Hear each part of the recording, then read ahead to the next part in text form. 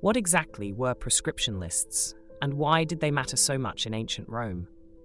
Sulla's proscription lists were essentially death sentences published by the state, naming thousands of citizens whose property could be seized and whose murder would go unpunished, turning Rome into a hunting ground where political enemies simply disappeared. But how could one man get away with something so brutal?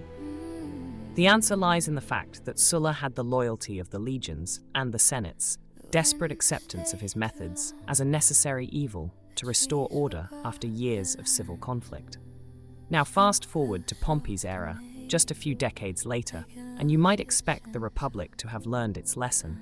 But instead, we see him attempting to manage political rivals through legal channels like prosecution and exile. Doesn't this sound like progress toward a more civilized system?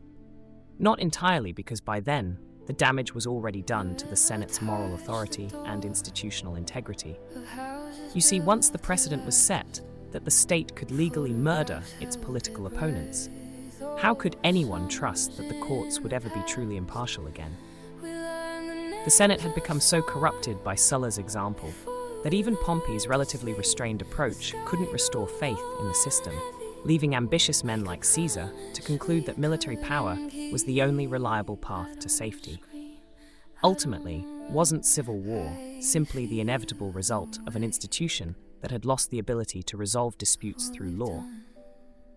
By the 50s BC, the answer was tragically yes, as the Republic collapsed into the very violence its leaders had normalized decades earlier.